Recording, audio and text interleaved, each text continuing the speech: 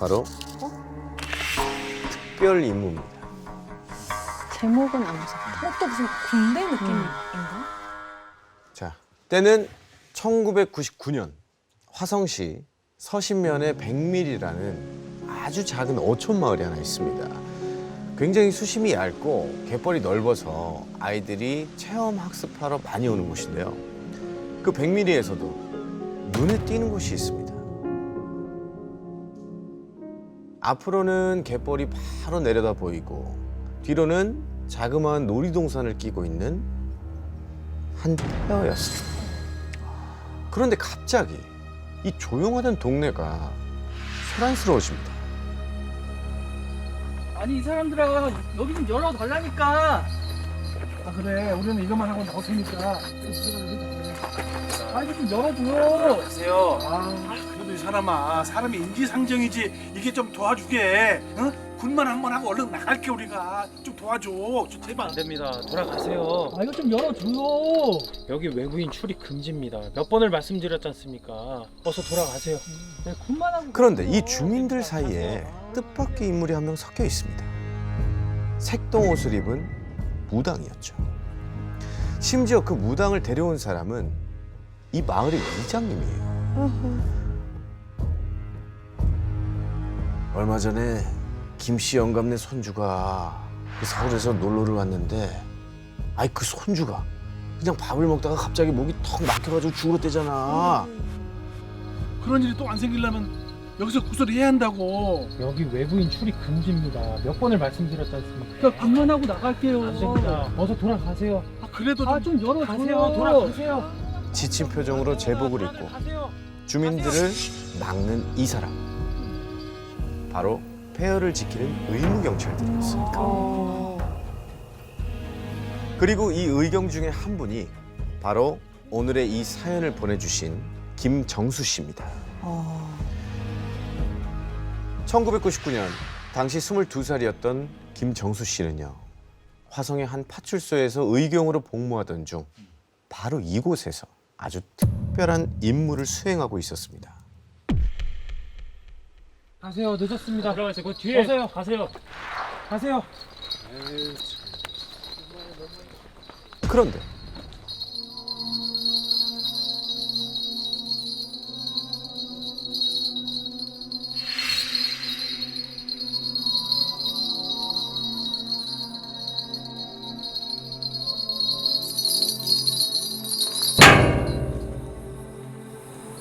이 동네에 아이들의 울음소리가 끊이지를 않아. 그 혼을 달래주지 않으면 이 사단이 또 날 거야. 그 억울함 풀어줘야지.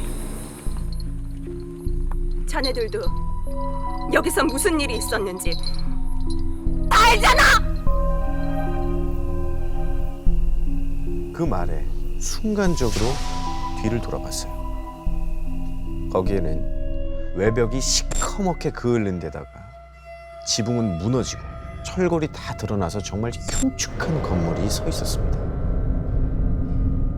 정수 씨의 특별 임무란 그 건물이 서 있는 폐허를 지키는 일이었어요. 왜? 폐허를 왜?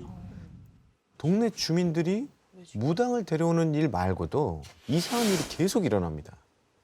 정수 씨가 후임과 마을 근처 바다에서 바다 낚시를 하는데 갑자기 아빠, 아빠 아이가 엉엉 울면서 애타게 아빠를 부르는 거예요. 꼬마야 무슨 일이야? 아빠가 왜? 가족끼리 놀러 와서 이 물놀이를 하던 중에 아빠가 사라졌어요. 정수 씨는 그 즉시 119에 신고했지만 안타깝게도 사라진 아이의 아빠는 썰물 때가 되자 갯벌 한가운데 익사체로 발견됩니다. 구급대원들이 시신을 수습하는데 어느 틈엔가 동네 주민들이 모여서 속닥이더래요. 여기 수심이 얕아서 사고 난 적이 전혀 없었는데 아이고 이게 무슨 일이야? 어?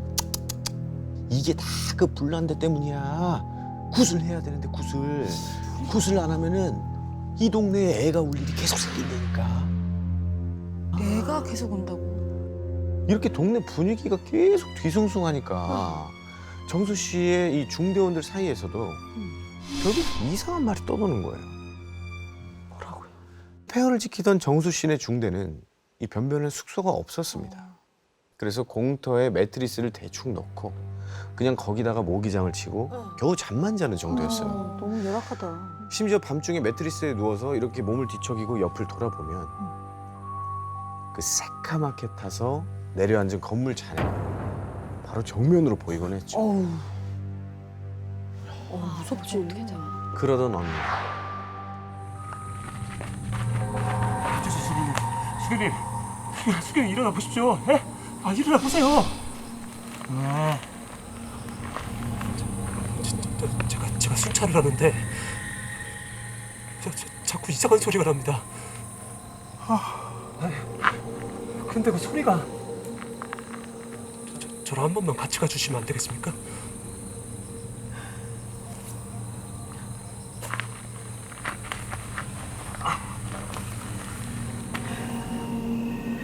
그 폐허 쪽으로 후임과 천천히 걸어가는데 그런데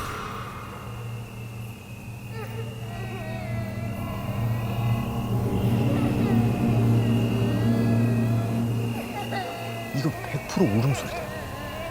그것도 여러 명의 아이가 우는 소리. 그리고 그 소리는 어느 한 곳에서 집중적으로 들려오는 것 같았어요.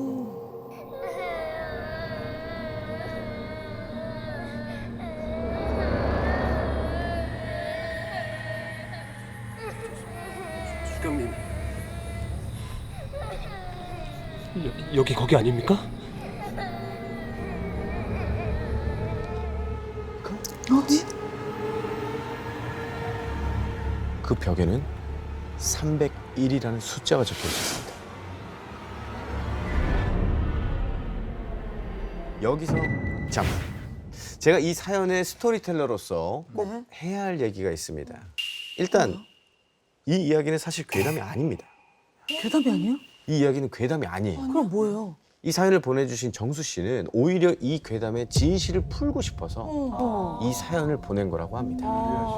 네, 그때 이 동네는 막 구술해야 한다, 아이 울음소리가 들린다란 말이 많이 돌았어요. 이 말이 돌았던 이유는 정수 씨는 다 이 사건 때문이 아닐까라고 생각을 하고 있습니다. 그 사건이 있었던 1999년 6월 30일로 가봅니다. 99년. 깊은 새벽. 수경님, 빨리 일어나서 빨리 출동입니다. 네.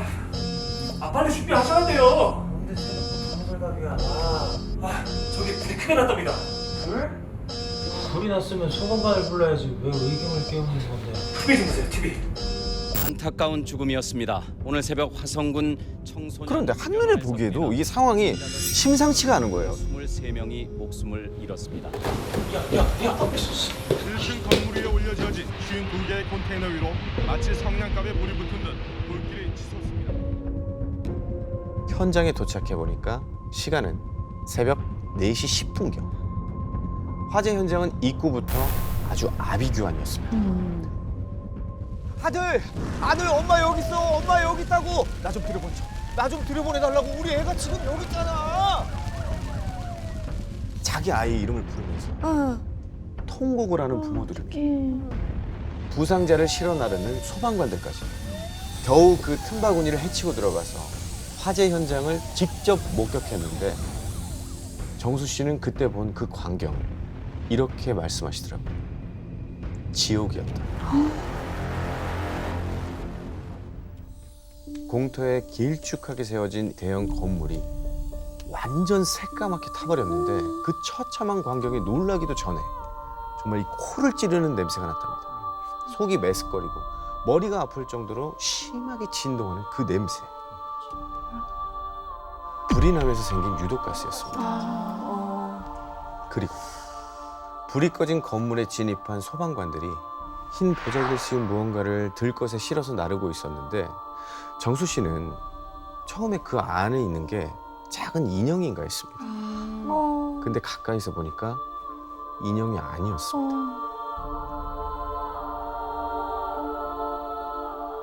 인형만큼 작은 아이들이었습니다. 정수 씨의 중대는 펜스를 세우고 사람들을 통제하거나 마스크도 없이 그 끔찍한 현장을 수습해야 했어요. 그 과정에서 정수 씨는 가슴 아픈 장면을 계속 보게 됩니다. 301호라고 적힌 문에는 짧은 스크래치들이 있었는데 아주 가까이 다가가서 보니 여러 개의 손이 아주 처절하게 긁은 손톱 자국이었습니다. 그뿐만이 아니었습니다.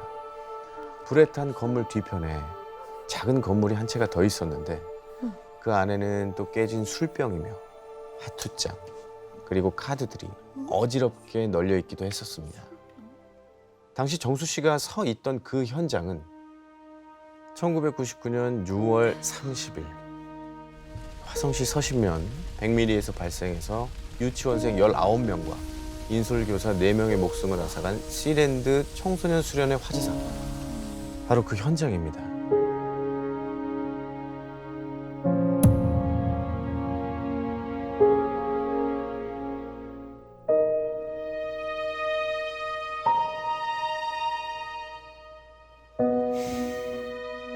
특히 피해가 가장 컸던 곳은 최초로 불이 났던 301호로요.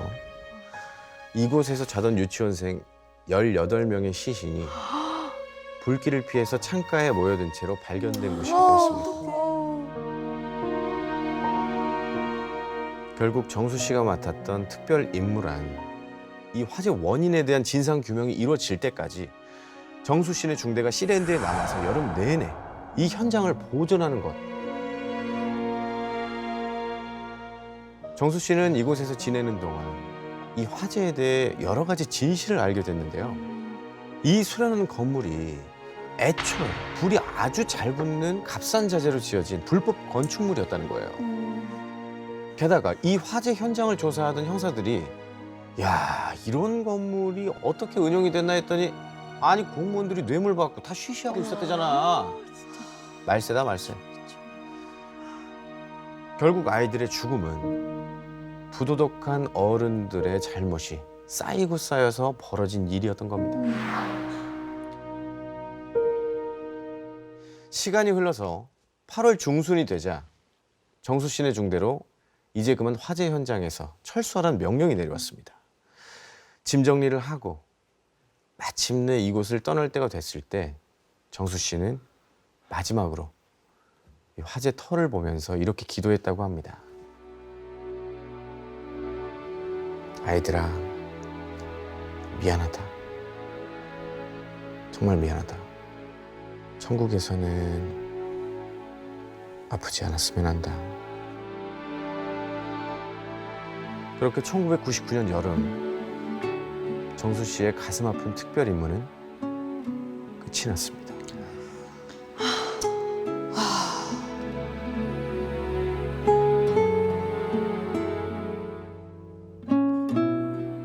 이 사연의 주인공인 이제 정수 씨가 99년에 일어난 이제 화성 시랜드 청소년 수련원 화재 이야기를 보내주신 건데 이때 정말 어린 친구들이 안타깝게 세상을 떠났어요. 맞습니다.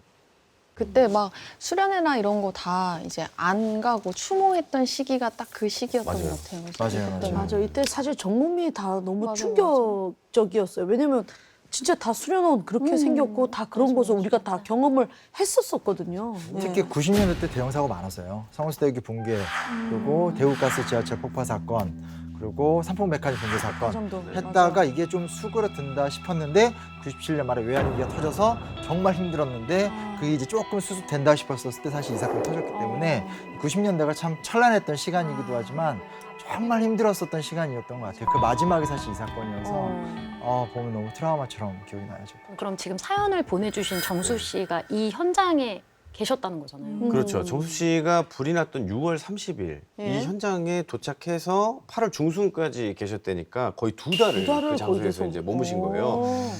사연을 보내주신 예. 주인공분께서 이 특별 임무가 끝나고 나서는 마음이 너무 아프셔가지고 진짜. 그때는 다시 가볼 생각이 없으셨대요. 근데 22년이 이제 지났고 새 아이의 아버지가 이제 되셨는데 아이의 아버지가 되면서 이 참사가 잊히면 안 되겠다. 이 맞아, 사건이 맞아. 그냥 묻히면 안 되겠다라는 내 아이들도 생각에 있으니까 지금. 예, 그 예. 생각했죠. 들었다는 거예요. 그래서 저희한테 이제 또 사연을 보내주신 거고 그러면서 당시 현장에도 다녀오셨다고 다녀오셨어요? 하더라고요. 예. 그거를 이제 용기를 영상을 내셨구나. 보내주셨어요 저희한테. 용기를 내셨어. 진짜 아이들 손을 잡고 갔네요. 아무것도 없다. 저는 1999년도 그 사건이 있을 당시에 이곳에서 근무를 했던 의경입니다. 이겁니다. 다 철거가 되었나 봐요. 그냥 지금 공터로 그냥 되어 있는 거예요? 네. 예. 아빠가 사용했던 화장실이 있던 장소고 지금은 사용 안 하나 봐. 되게 허름해졌네. 그리고 저쪽은 귀신의 집이고 여기가 놀이동산이었고.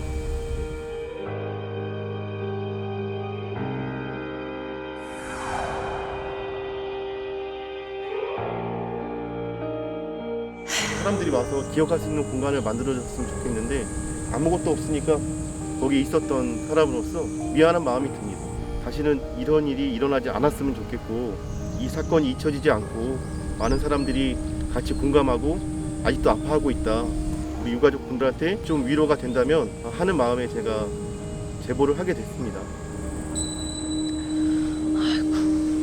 천국 가서 편안하게 살라고 이해해주세요. 아이고. 지금은 뭐 거의 뭐 보이지가 않네요. 맞습니다. 예. 사실 여기가 뭐 참사 현장이 일어났던 바로 그곳이라고 할 정도로 아무것도 없이 지금은 텅 비어 있고 여기가 이제 원래는 피서객들이 굉장히 많이 찾는 좀 막 북적북적 되는 그런 예, 활기찬 예. 동네래요. 그래서 네. 화성시에서 한창 이 마을을 이제 관광지구로 개발하는 중인데 그 개발 계획 중에 하나가 이곳에 추모공원을 좀 조성을 해서 해야지. 위령비도 좀 세워주고 네네. 아이들을 좀 위로하고 가실 수 있게 계획을 세우고 계시더라고요. 제발 좀 그 계획이 빨리 좀 세워졌으면 좋겠네요. 그렇죠? 네.